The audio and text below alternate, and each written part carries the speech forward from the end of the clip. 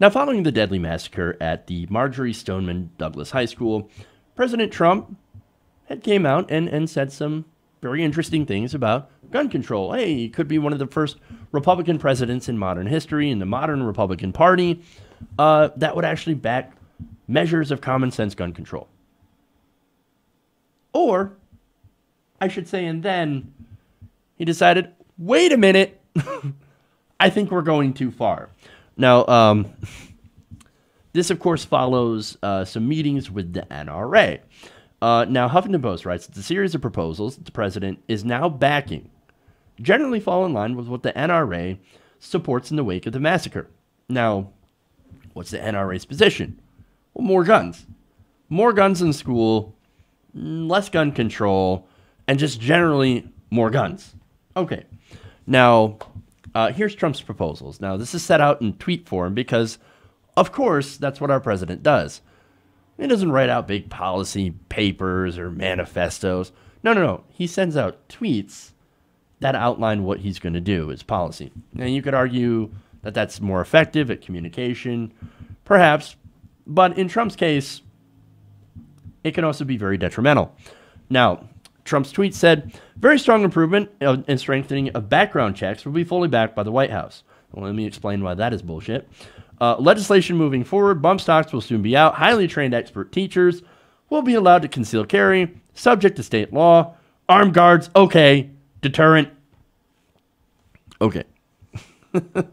So, now let me break that down here. Now look, background checks, again, that's bullshit because they're not actually putting in universal background checks.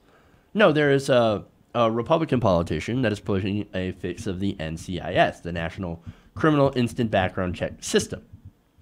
That is not going to actually solve the problem of, hey, we need universal background checks. It's not going to close any loopholes, a gun show loophole, or anything like that.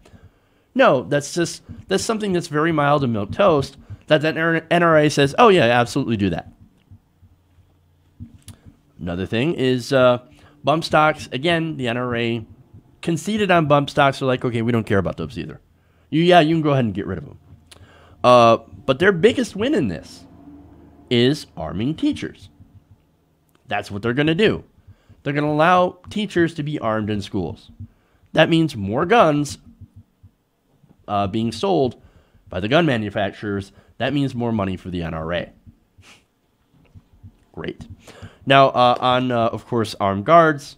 Oh, we need more armed guards in schools. Did he forget that the Marjorie Stoneman Douglas High School actually had an armed guard? And, well, yes, that armed guard did not go in, for sure. But then again, that's a scary situation, right? That's a deadly situation. And you had somebody who had a high-powered rifle versus somebody who had likely a service revolver. Talk about being outgunned. And in a situation where there are innocent people that could have ended up in the crossfire regardless. So it's a very difficult situation. And look, the armed guard being a deterrent. Again, that student knew that there was an armed guard at that school because that was his school. He had went there. Well, by Trump's logic, that would have been a deterrent. Oh, no. See, there's an armed guard there, which means I can't go in. I fear for my life. No, if you're a mass shooter, you do not fear for your life. Most mass shooters end up getting killed at the scene by police, or they shoot themselves, or in some cases, like Marjorie Stoneman Douglas, actually they get captured. The shooter, of course, attempted to, he basically, when his gun jammed, he threw it in the bushes, he threw it out, and he's like, okay, I'm going to just blend in with the students. Well, he ended up getting caught anyway. So, but look, by the way, they're going after gun-free schools, right? Here's the NRA, Dana Loesch. She's like, oh my God, the problem is gun-free schools. Well, if you have an armed guard, then it's not exactly gun-free. And there are shooters that have attacked places where other people have guns. Again, the logic doesn't seem to hold up. But again, more armed guards. Look, in schools, they mean usually more bullets flying And of course, schools that start to feel a little bit like prisons when you have armed guards keeping you in. And by the way, you armed teachers, what effect is that going to have on African American students who are overwhelmingly the subject of abuse by armed school resource officers? And now you want to arm teachers? Bad idea. Bad idea. Now there's more. He talks about more policy. He says, and this was one of the points that he seemed to have been very strong on before, but not so strong now. Gee, I wonder what happened. Let me show you that. He said on 18 to 21 age limits, watching court cases and rulings before acting. States are making this decision. Things are moving rapidly on this, but not much political support, to put it mildly.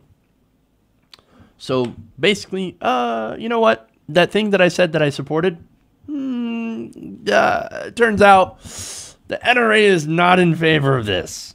So it turns out I'm not in favor of this. Now, let me show you the difference in his rhetoric before the meetings with the NRA, and then, of course, we know what happened afterwards.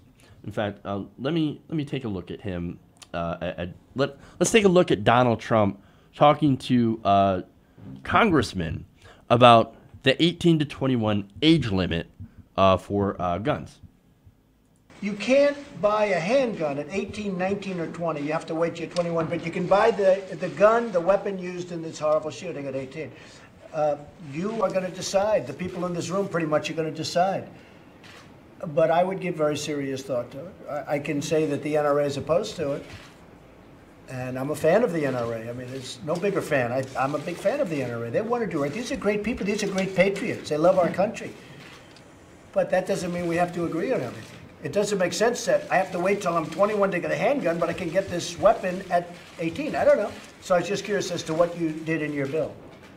We didn't address it as president. Look, I think you know why? Because you're afraid of the NRA, right? No, the NRA 5 years ago.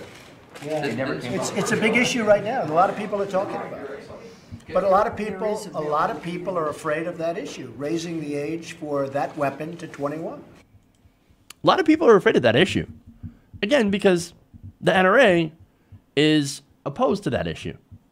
Now, look, what happened is, and I love this, right? So you have the NRA coming out and talking about how, oh, no, we need to leave gun control to the states. Well, Florida, one of the things that they decided to do was say that, okay, we're gonna raise the age. We're gonna take it from 18. We're gonna put it to 21. What did the NRA do? Immediately sued. Oh, states' rights? Yeah, we didn't actually mean that. Not that way. No, we believe in states' rights when you loosen gun control laws so that we can sell more guns. But if you try to restrict people, well, no, not going to do that. But gee, I wonder why Donald Trump flipped on this. Could it be afraid, or could it be that he's afraid of the NRA? Look, was it ever in doubt that he was going to backpedal? Now, look, he says, he comes out with tweets today, and he says, no, well, I'm still in support, but there's just not any political. There's too much political resistance to this. No, your only resistance is from the National Rifle Association. That is the problem. But look, I said it. Donald Trump absolutely was going to backpedal. Of course he was on gun control measures. That's why all of his gun control measures are 100% NRA approved and are not going to do anything to solve the actual problem. Because the NRA, they ain't interested in solving the problem. They're all about selling more guns. Hey everybody, thanks for watching this video. If you want to see more like this, please hit the subscribe button below. And if you want to support truly independent progressive media, please consider becoming a patron at patreon.com/TYTNation.